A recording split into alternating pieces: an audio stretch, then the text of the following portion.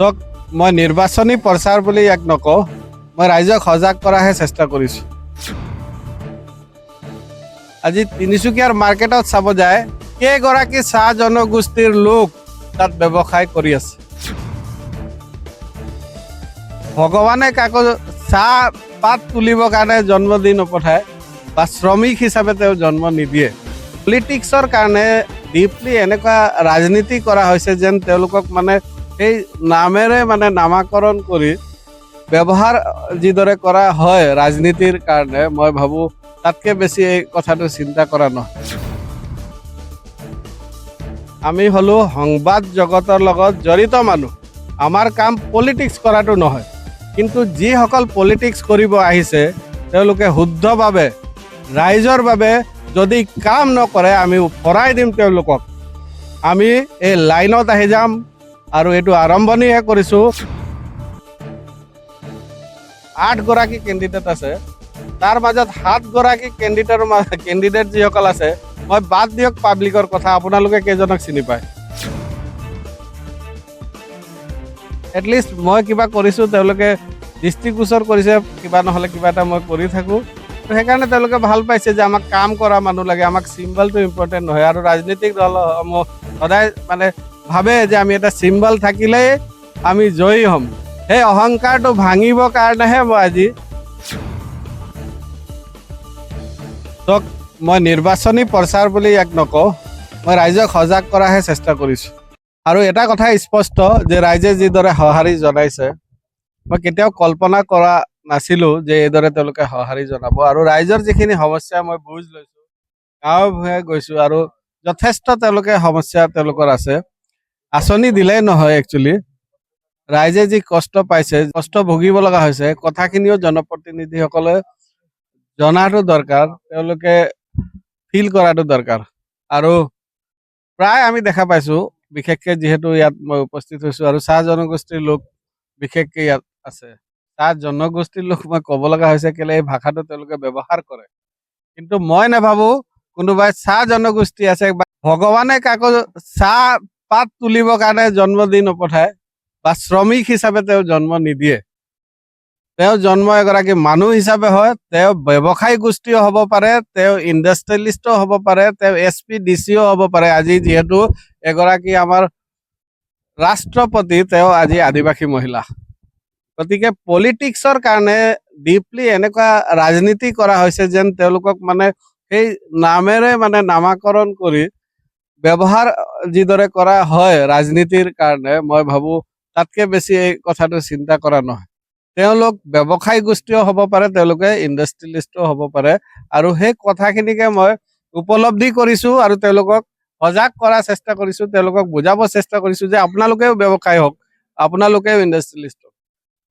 আজি চাইডিং বজাৰটোত যদি আপুনি চাব যায়, আজি ডেইলি বজাৰত চাব যায়, আজি তিনিচুকীয়াৰ মাৰ্কেটত চাব যায় কেইগৰাকী চাহ জনগোষ্ঠীৰ লোক তাত ব্যৱসায় কৰি আছে। এইটো চিন্তা কৰা বিষয়। তেওঁলোকৰ ব্যৱসায় হ'ব লাগিছিল, কিন্তু কিয় নহয়? এই ৰাস্তাটো আমি দেখাই দিব লাগিব। তেওঁলোকক ব্যৱসায় কেনেধৰণে কৰা হয় আমি তেওঁলোকক বাট মুকলি কৰিব লাগিব। লগতে আৰু বিভিন্ন জনগোষ্ঠীৰ লোক আমি পাইছোঁ ইয়াত। কেঁচা চাহপাতৰে কথা কওঁ, এইখন চৰকাৰৰ দিনত আজি বছৰ বছৰ ধৰি আমি দেখা পাইছোঁ প্ৰত্যেক বছৰে চাহপাতৰ যি মূল্য যিদৰে কমি আহে, এক সময় এনেকুৱা হয় তেওঁলোকে প্ৰতিবাদ কৰিব লগা হয়, চাহপাতখিনি ৰাস্তাত পেলাই দিব লগা হয়। গতিকে ইয়াত খিলঞ্জীয়াৰ কথা কিমান চিন্তা কৰা হৈছে। 2 নম্বৰ কথা, আজি তিনিচুকীয়া চহৰখনত আজি খিলঞ্জীয়াৰ নিজৰ এটা বজাৰ নাই। আজি মাৰ্কেটিং বোৰ্ডৰ অধীনত যিসকল থলুৱা লোকসকল আছে তেওঁলোকৰ কাৰণে এটা বজাৰ নিৰ্মাণ কৰা হৈছিল, কিন্তু আজি সেইখিনিও বনিয়া গোষ্ঠীৰ অধীনত। চিন্তা সেইটোৱে কৰিছোঁ যে তেওঁলোককো কেনেধৰণে ব্যৱসায় কৰিব পাৰোঁ, তেওঁলোকক ইণ্ডাষ্ট্ৰিয়েলিষ্ট কেনেকুৱা কৰিব পাৰোঁ, তেওঁলোকক ট্ৰেইনিং কেনেকুৱা দিব পাৰি ব্যৱসায় কৰিবৰ কাৰণে বা ইণ্ডাষ্ট্ৰি এখন বহাবৰ কাৰণে। এই বস্তুটো আমি প্ৰশাসনৰ লগত আমি লগ লাগি আমি সেই সুবিধাখিনি কৰিব পাৰোঁ, সেইখিনি আমি চিন্তা কৰিছোঁ। আৰু নিশ্চয় যদি আশীৰ্বাদ পাওঁ অন্যথি পলমে এই ব্যৱস্থাটো ল'ম। চক এই বস্তুটো উত্তৰ হয়তো মই দিয়া প্ৰয়োজন নাই, আপোনালোকে নিশ্চয় গম পাইছে। তিনিচুকীয়াবাসী যিদৰে মৰম দিছে মই কেতিয়াও ভবা নাছিলো যে মোৰ পৰা ইমান আশা কৰে। আৰু যি দুগৰাকী কেণ্ডিডেট প্ৰায় তেওঁলোকে এটাই কথা কৈছে, তেওঁলোকে আজিলৈকে যে কিবা কাম কৰিছে তিনিচুকীয়া চহৰখনৰ কাৰণে আমি দেখিয়ে নাপালো, কিছুমানে চিনিয়ে নাপায়। গতিকে এটলিষ্ট মই কিবা কৰিছো, তেওঁলোকে দৃষ্টিগোচৰ কৰিছে, কিবা নহলে কিবা এটা মই কৰি থাকো। আৰু সেইকাৰণে তেওঁলোকে ভাল পাইছে যে আমাক কাম কৰা মানুহ লাগে, আমাক চিম্বলটো ইম্পৰ্টেণ্ট নহয়। আৰু ৰাজনৈতিক দলসমূহ সদায় মানে ভাবে যে আমি এটা চিম্বল থাকিলেই আমি জয়ী হ'ম। সেই অহংকাৰটো ভাঙিবৰ কাৰণেহে মই আজি ইয়াত উপস্থিত কৈছো। ৰাইজে এই কথাটোৱে কৈছে যে পুলক গোহাঁই বা অন্য অন্য যিসকল কেণ্ডিডেট, 8গৰাকী কেণ্ডিডেট টোটেল, মই অকল বিশেষ এটা ব্যক্তিৰ নাম নলওঁ, 8গৰাকী কেণ্ডিডেট আছে। তাৰ মাজত 7গৰাকী কেণ্ডিডেট যিসকল আছে, মই বাদ দিয়ক পাব্লিকৰ কথা, আপোনালোকে কেইজনক চিনি পায়, গতিকে সেইটোতে বুজি পাওক। সেইখিনি কথা মই তেওঁলোকৰ লগত শ্বেয়াৰ কৰিছো। আৰু এটা কথা কমন আছে, যিহেতু মই আৰম্ভণিৰ পৰা কৈ আহিছো, সাধাৰণ বৰষুণ হলে কৃত্ৰিম বানপানীত গোটেই তিনিচুকীয়া চহৰখন ডুবি যায়। আৰু সেই কৃত্ৰিম বানপানীত সেই পানীখিনি কেতিয়াও মিনাৰেল ৱাটাৰ নহয়, সেই পানীখিনি হ'ল টয়লেটৰ লেট্ৰিনৰ পানী, যি নলাৰ যোগেদি ৰাইজৰ ঘৰত সোমাই যায়। আৰু কণ কণ ল'ৰা ছোৱালী লৈ এগৰাকী মাতৃয়ে, এগৰাকী ভনীয়েক, এটা পৰিয়ালে সেই লেট্ৰিনৰ পানীত থাকিব লগা হয়।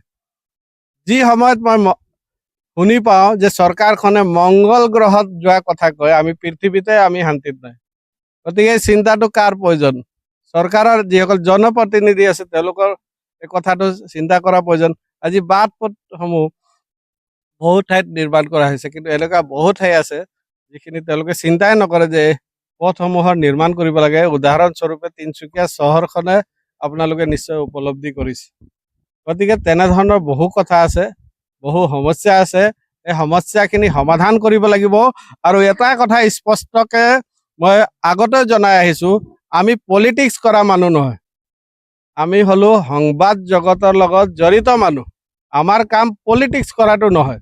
কিন্তু যিসকল পলিটিক্স কৰিব আহিছে তেওঁলোকে শুদ্ধভাৱে ৰাইজৰ বাবে যদি কাম নকৰে, আমি ফৰাই দিম তেওঁলোকক। আমি এই লাইনত আহি যাম। আৰু এইটো আৰম্ভণিহে কৰিছো। এনেকুৱা এটা সময় নাহক, তেওঁলোকে বুজি লওক আজিয়ে যে পলিটিক্স যিসকল কৰি আছে ভালদৰে পলিটিক্স কৰক, নহলে প্ৰতিটো সমষ্টিতে আমাৰ দৰে সংবাদকৰ্মী ওলাই আহিব আৰু তেওঁলোকক উফৰাই পেলাব। ধন্যবাদ।